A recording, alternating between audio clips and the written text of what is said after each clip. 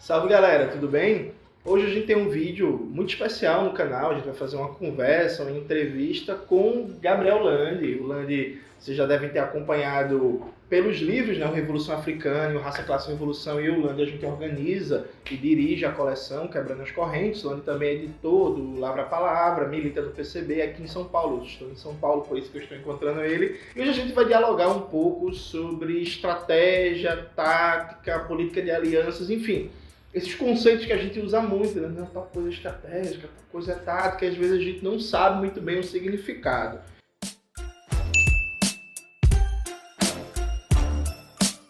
Então, Landi, para passar a palavra para tu, para te se apresentar, eu já vou deixar uma pergunta. De uma maneira didática, o que é estratégia, o que é tática e qual é a diferença dos dois? Salve galera, salve Dionis. Assim como vários outros termos do marxismo, né, estratégia e tática, são conceitos tirados direto lá da teoria militar, né? Marx, o Engels eram bastante estudiosos do tema, o Engels em especial, e na social-democracia da época deles começa a se tornar bastante comum utilizar esses termos, hegemonia, outro termo que da época, né, se tira da teoria militar. E estratégia e tática, quem melhor sintetiza isso, né, bastante quem o Lenin usa para se referir, o Engels e o Marx também comentam elogiosamente, é o Clausewitz, né, que é um importante aí teórico militar alemão, que, grosso modo, para fazer uma simplificação, né, definia aí a estratégia como o grande planejamento das operações, né? E enquanto a tática diria respeito a cada operação particularmente considerada, né? Então, quando a gente fala de estratégia, a gente sempre está se referindo a esse quadro maior, né, de coordenação dos vários frontes de batalha da guerra, né? Enquanto a tática diz respeito aí às operações a serem utilizadas em tal e qual batalha, em cada caso concreto, né? Sim. Eu gosto de usar como metáfora a ideia como se a estratégia fosse você definir onde você quer chegar e por que caminhos mais ou menos você vai percorrer, e a tática fosse os passos que você vai dar para chegar nesse caminho final. E aí, dentro dessa compreensão de estratégia e tática, tem um debate muito longo, né, na história do movimento comunista, que é como garantir que a tática seja realmente subordinada à estratégia. Porque tem muito na história do movimento comunista e no Brasil atual, partidos, organizações que se dizem socialistas, revolucionários, só que sempre argumentam que assim, ó, a gente é socialista, a gente é revolucionário, mas agora não tem conjuntura para uma política revolucionária. Então a gente tem que adequar a tática a isso, para meio que em outro momento a gente vai colocar uma tática revolucionária em ação. Como é que é essa relação estratégia-tática para construir uma política revolucionária em um momento não revolucionário? Eu acho que é um problema bem antigo também, né, Jones, que vem... o Trotsky costumava brincar com o programa mínimo e máximo da social-democracia, né? Ele dizia assim, beleza, tá lá no programa máximo que a gente quer o socialismo, mas isso aí só se fala no dia de festa. No dia a dia a gente usa a tática, e a tática é a reforma imediata, os interesses imediatos, né? E cada vez mais vai se perdendo essa articulação entre a tática e a estratégia. Acho que esse é o grande desafio crônico aí, né? Não à toa, a gente tem hoje no Brasil uma série de organizações que defendem verbalmente estratégias socialistas, mas muitas delas, inclusive, acreditam que a tática adequada para a estratégia socialista é apoiar o Lula, é se fazer de defensista do PT, né? Um exemplo bem bom disso é o PCO. Né? Que da boca para fora se coloca como revolucionário socialista e tá bom, pessoal, qual que é a tática? A tática é entrar na CUT, a tática é apoiar o Lula, a tática é ser mais petista que o PT, né? Então rompe, né? A estratégia fica uma declaração de intenções vazia, que nada na tática parece justificar ou articular, né? E acho que é o grande problema crônico, principalmente da esquerda, diante da ascensão do fascismo, né? Acho que foi um problema muito nítido na trajetória dos partidos comunistas, até europeus, né? Que diante da emergência da extrema-direita, porque, bom, uma coisa é você ser socialista revolucionário num governo reformista, né?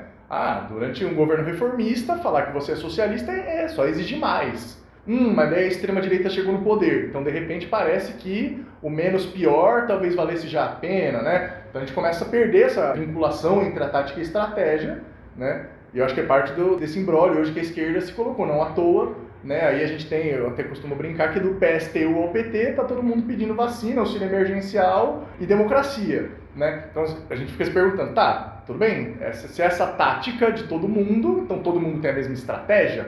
E verbalmente pelo menos não, né? Verbalmente alguns defendem uma estratégia que é nacional, democrática, popular, e outros uma estratégia socialista.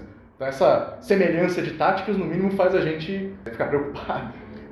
Tu deu um exemplo muito bom sobre essa questão do PCL. O PCL nem gosta de falar, que é um negócio, né, a família Pimenta lá, que se finge de partido político, mas vamos dar um exemplo de uma coisa mais séria. A resistência, né, que é uma tendência interna do PSOL, que é composta aí pelo Valério Arcária, Silva Ferraro e vários outros quadros conhecidos da esquerda brasileira, eles vêm defendendo uma que eles chamam de frente de esquerda com Lula no primeiro turno. Né? Embora, o que é engraçado, né? Porque falta informar o Lula, porque o Lula defende uma frente ampla com a burguesia, mas a resistência fala de uma frente de esquerda com o Lula.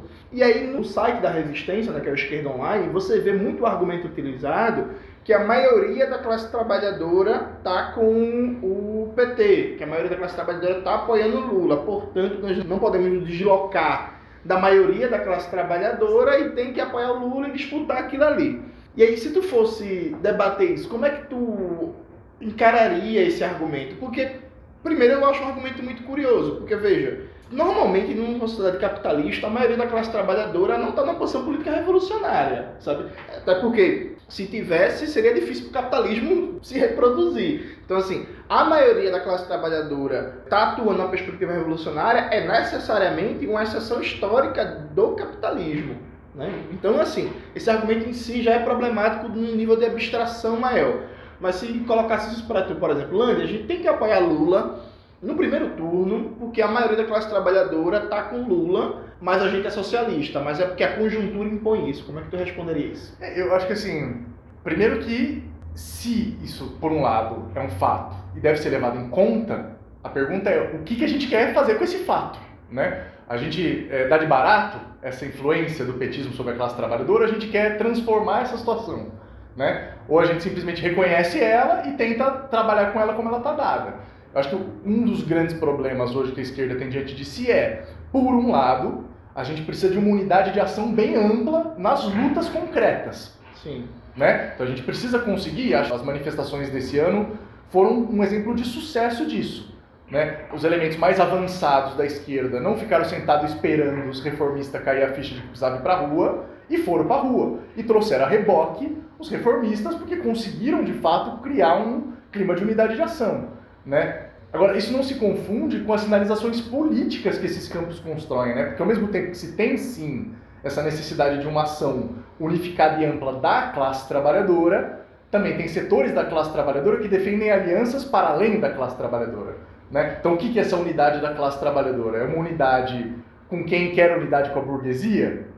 Né? Acho que essa é um pouco a confusão que se produz. Na rua, nas greves, nas mobilizações de massa, a tarefa da esquerda revolucionária é conseguir colocar de lado essas polêmicas e focar nas ações práticas. Porque através das ações práticas põe em movimento o conjunto da classe e arrastam caminhos reformistas para esse processo. Agora, do ponto de vista das disputas políticas, principalmente as que se expressam nas eleições, borrar as fronteiras que delimitam esses campos é muito perigoso. Acho que um dos maiores desafios do todo o último período do ciclo petista, inclusive, foi esse, né? Como a política de conciliação de classes que o PT promove deseducou politicamente a classe trabalhadora, que vinha num processo, né? Todo o processo de construção do PT, um processo de organização, de conscientização, de buscar uma transformação do país, e de repente isso tudo se perde em taticismos parlamentares, né? Quem era inimigo virou aliado, as barreiras se misturam, né?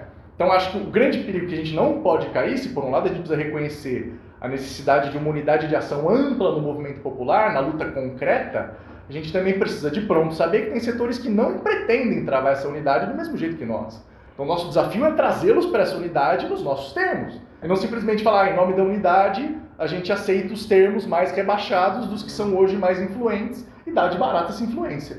Daí como é que você muda essa influência se a cada vez você fala, não, mas é isso que a maioria pelega quis, então a gente teve que aceitar. A gente precisa se demarcar dessas diferenças, ainda que em alguma medida a gente não tenha o poder para superá-las na ação. Mas daí para isso que existe a nossa independência política, nossas críticas políticas, né, nossa diferenciação e demarcação, que se exprime bem nesses momentos de politização eleitoral, né? Acho que daí por isso também que é especialmente prejudicial nesse momento da luta política borrar essas fronteiras. Sim. Tu citou, Lândia, essa questão de, para muitos na esquerda, socialista, comunista, é mais difícil fazer uma política de afirmação do socialismo frente a um governo de extrema-direita, um fenômeno fascista, Porque é isso, tem essa dinâmica. Tem um governo reformista, a gente está cobrando mais, quando vem o governo de extrema-direita se rebaixa muito. Isso remete ao debate do texto clássico do Georg Dimitrov, né? A unidade da classe operária contra o fascismo. É um texto que aqui no Brasil é muito usado pelos militantes do PCR, da Unidade Popular pelo Socialismo, né? O P é quase que um texto oficial deles para debater o que é uma política frente a um governo de extrema-direita, que a ideia básica é o seguinte, né? Tem todo um debate aí sobre isso, que é o Dimitrov, ele tira a perspectiva da revolução do horizonte imediato e aí coloca a unidade da classe operária em prol da democracia e contra o fascismo, mas não o antifascismo que vai desembocar no socialismo. Um antifascismo que vai recuperar a república burguesa democrática para ter maiores condições de luta, né? E aí, C, pelo Laura Palavra, lançou o Anti-Dimitrov, né, que é um nome muito bom, né? Anti-Dimitrov. Um dia vou lançar um livro com anti-alguém. Esperem, um dia vai sair. Que era o Francisco Martins Rodrigues, que era um comunista português que justamente fez essa crítica ao Dimitrov.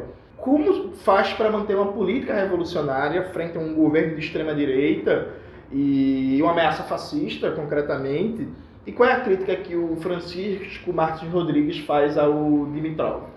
Eu acho que alguns problemas aí, né? O primeiro deles é que muitas vezes se esquece de que o fascismo é outra forma de dominação da burguesia, né? O fascismo não é uma terceira coisa. Tem a dominação burguesa da democracia, tem o socialismo que a gente quer e tem uma outra coisa excepcional, aberrante, que caiu do céu e que é o nazifascismo, né? Sim. Não, o fascismo é nada mais do que a resposta das camadas da burguesia diante de uma crise da democracia burguesa. Se a democracia burguesa está se mostrando insuficiente em seu prestígio perante as massas, em sua capacidade de dominação, em sua capacidade de absorção e cooptação das lutas sociais, cada vez mais se torna interessante para setores da burguesia apoiar essa alternativa fascista. Então não tem mistério nenhum que no Brasil, em todos os casos, o fascismo, primeiro, cresça sempre como resultado da crise de um governo de conciliação de classes. Não tem lugar no mundo onde o fascismo se fortaleceu senão assim. Então primeiro vem essa desorientação política que a conciliação de classes produz na classe trabalhadora e uma resposta aparentemente radical, antissistêmica, que algum setor, com a demagogia fascistoide dele, faz.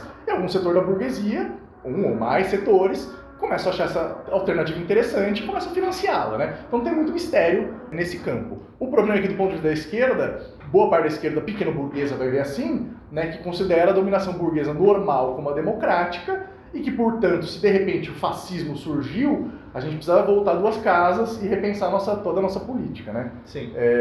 E junto com isso uma ilusão também, que o Dimitrov registra muito bem nas teses dele, Francisco Martins Rodrigues critica isso, e é muito visível e muito presente. Hoje eu acho que já tem setores reconsiderando essa ideia, mas de que diante da ascensão da extrema-direita, a próprio reformismo vai acabar radicalizando.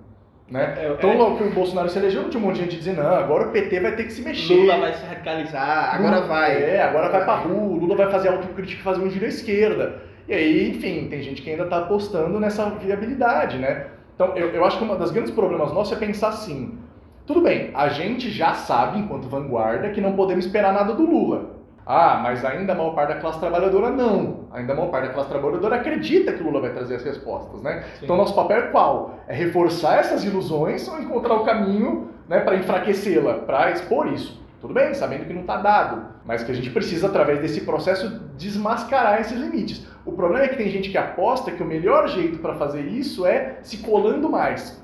Se eu parecer que eu acho que dá para esperar do Lula isso, como todos eles estão esperando, eu vou me aproximar mais desses setores e daí eu vou poder mostrar melhor que não. No reino da ideia até parece bom, né? Mas no reino da prática, o que você começa é trazer para dentro das suas próprias fileiras essa confusão. Então começa um monte de gente dentro dessas próprias organizações a acreditar que é possível mesmo esse processo de radicalização do petismo diante da crise. Então a crítica do Francisco Martins Rodrigues passa um pouco por isso. Né? Primeiro, por demonstrar como isso é ilusório, que pelo contrário, né, o que se pode esperar é que cada vez mais o reformismo vacile diante... É o caso clássico da Alemanha, né? Todo mundo adora lembrar que o Partido Comunista lá apoiou o plebiscito vermelho, que derrubou o governo social-democrata e fortaleceu os nazistas. Mas ninguém gosta de lembrar que a social-democracia chegou a banir os judeus do seu partido para poder permanecer um partido legalizado durante a Alemanha nazista. Né? Então, quem que traiu a luta contra o nazismo? Né? Os comunistas, ao denunciar que a social-democracia, aquela social-democracia que tinha já mandado reprimir trabalhador na bala durante a Revolução Alemã, que matou Rosa Luxemburgo e Karl Liebknecht, ao denunciar que essa social-democracia é só uma outra face do fascismo, é o ovo da galinha fascista, então de repente os comunistas que são sectários. Agora, ao mesmo tempo, e aí eu falo isso sem sombra de dúvida, né, a cada prova nova da prática, o reformismo escancara os limites dele. Então quem quiser apostar suas fichas numa radicalização da social-democracia vai se decepcionar, e aqui estaremos nós para lembrar disso, né, e fazer desse processo um processo de conscientização das massas. Acho que esse é o grande desafio da esquerda revolucionária. Eu acho que tem uma questão, Landi, eu ia te chamar de Lênin, ó. Eu acho que tem uma questão, Landi, que tu tangenciou, que é muito importante. Veja, tu falou assim, ó, a gente tem que constatar um fato que hoje grande parte da classe trabalhadora espera algo do Lula e do petismo. Isso é constatar uma realidade objetiva da consciência imediata da classe.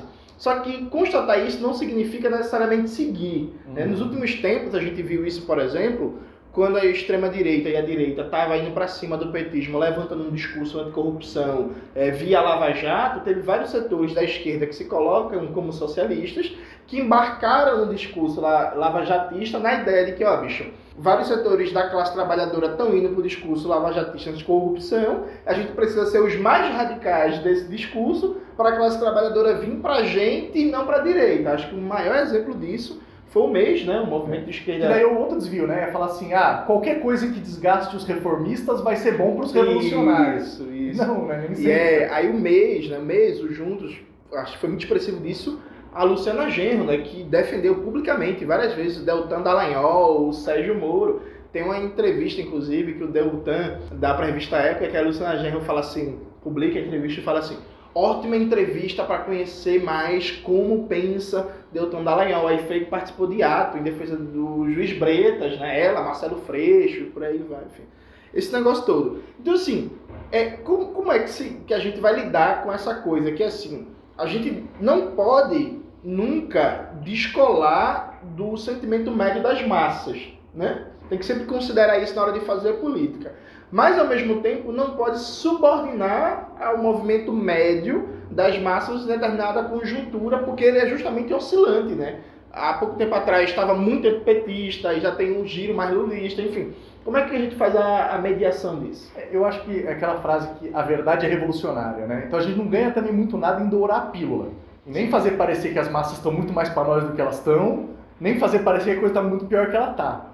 São dois desvios comuns que na agitação acaba às vezes se cometendo, assim. Aí eu acho que nesse sentido tem um problema um pouco grande, que é quanto também é disseminada uma certa ideia de que é possível ser revolucionário sem fazer política revolucionária, né? Então acho que tem esses dois. Por um lado, tentar pegar carona em golpes da burguesia contra o reformismo, como se isso fosse ajudar a construir o nosso movimento.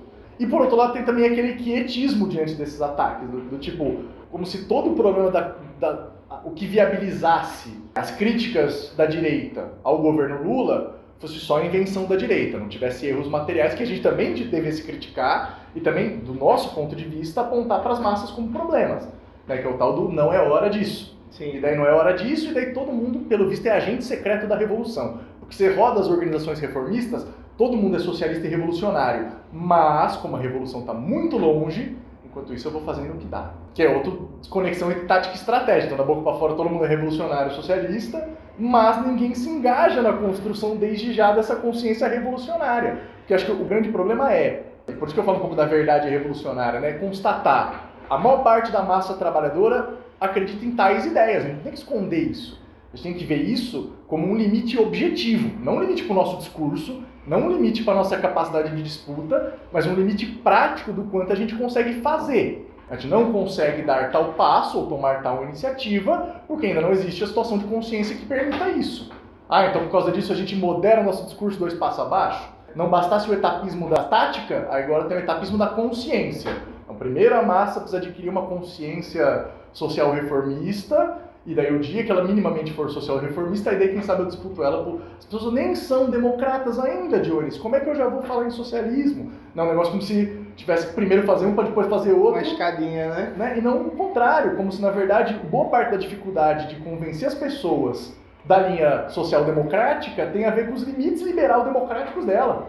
né, e uma linha revolucionária radical teria muito mais sucesso muitas vezes, né, por não incentivar ilusões da democracia burguesa, por não fazer as pessoas caírem no que elas já percebem como engodo, de que não, tenha calma e paciência, que por esse sistema e por esses métodos a gente vai resolver as coisas. Eu lembro que em junho de 2013, eu vi uma senhorinha falando assim, ela estava com cartaz, intervenção militar, não sei o que, isso lá 2013, na frente da prefeitura de São Paulo.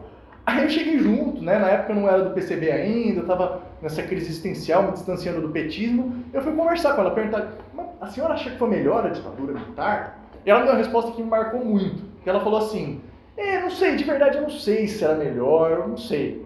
Mas é que, sabe, fica com esse papo aí, precisa chegar e fazer, não ficar de papo. E aí foi para mim uma síntese muito boa da crise da democracia parlamentar burguesa, né, expressa na boca de alguém, assim, do tipo, tá, então talvez a gente não precisa ser quem apresente essa ideia, porque quem está apresentando ela agora é o Bolsonaro. Que a gente também não devia falar que os ministros do STF são um bando de bandido mancomunado com o que há de pior nesse país, porque é verdade, não é mentira, sabe assim? Essa gente não é nada de bom, cara.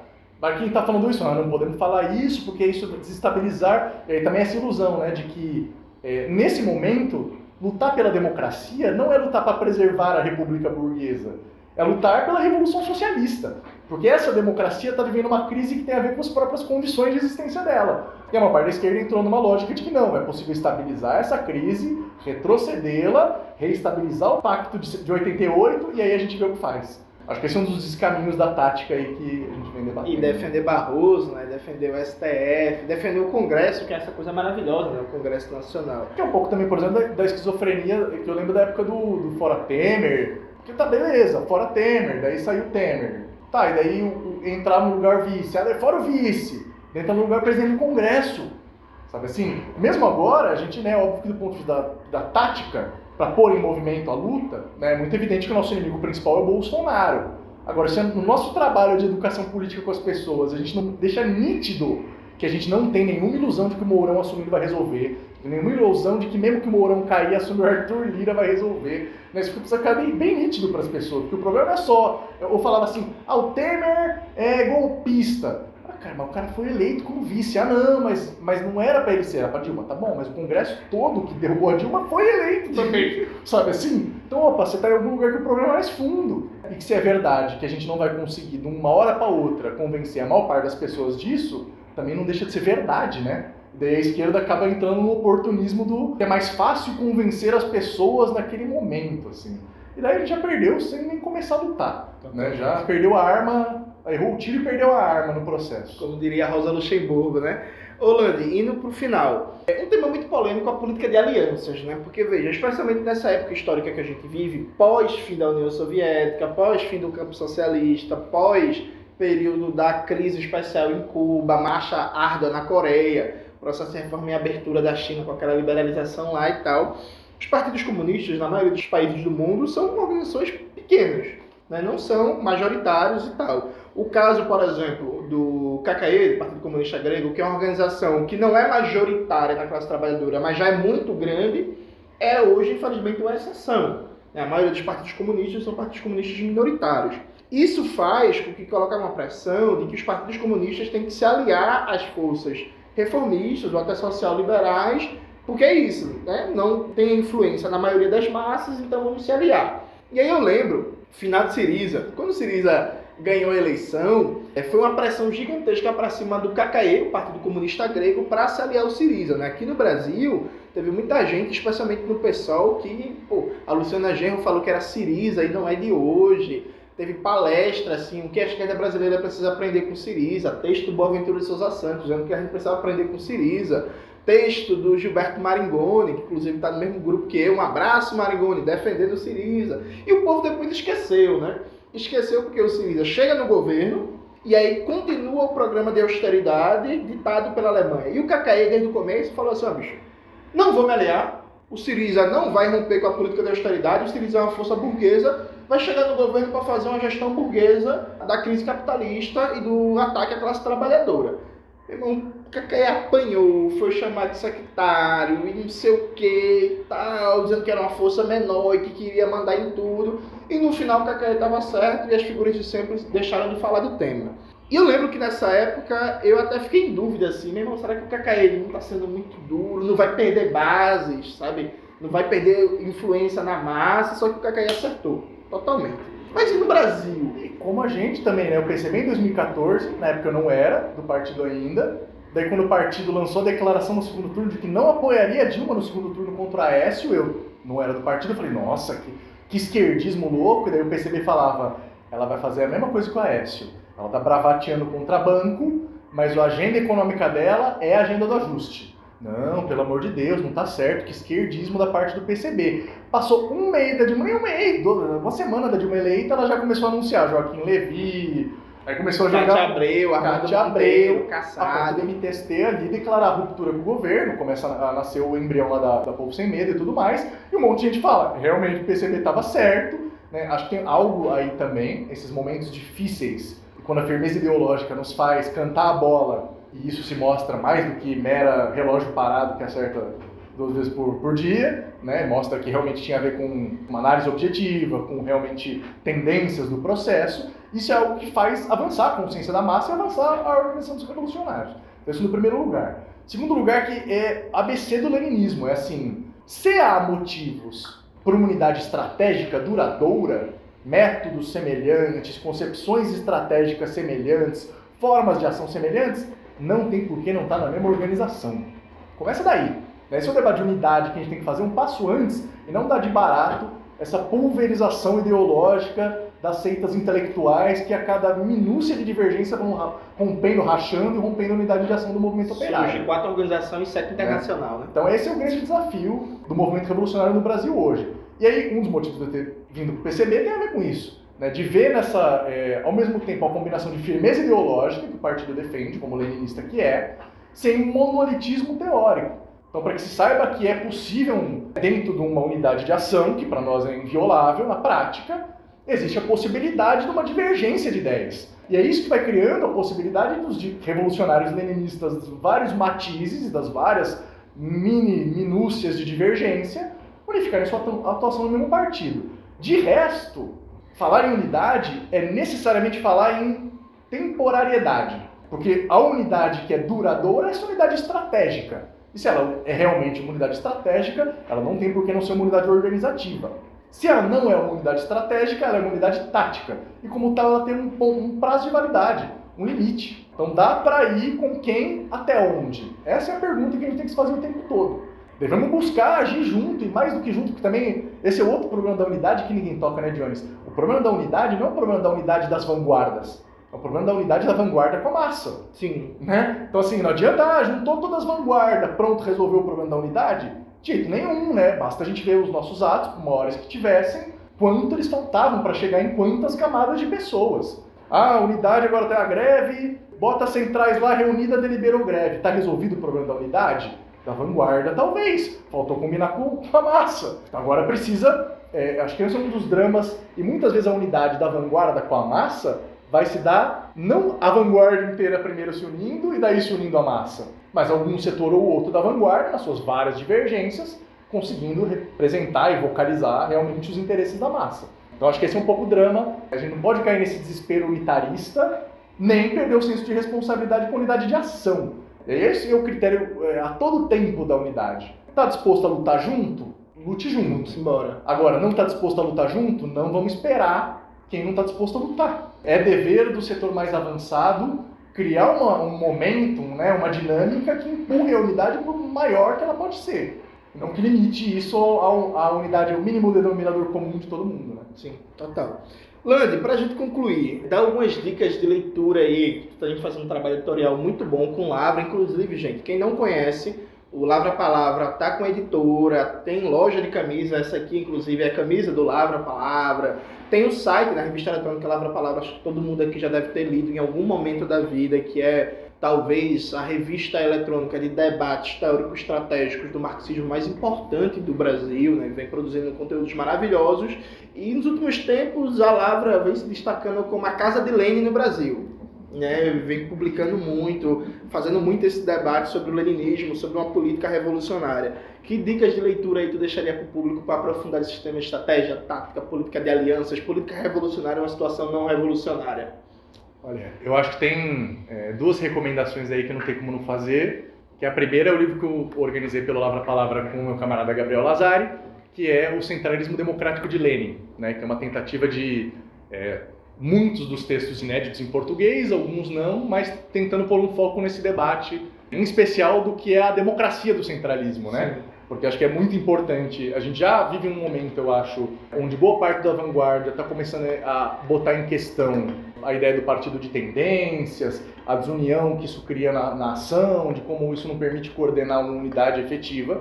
Mas aí também a gente precisa debater, beleza, mas que unidade? Essa unidade, como é que ela se constrói na prática? Ela só se decreta, só se declara? Então, um pouco esse é o desafio nosso de tentar refletir a construção democrática do centralismo. Então, Centralismo Democrático de Lenin, pelo Lavra Palavra.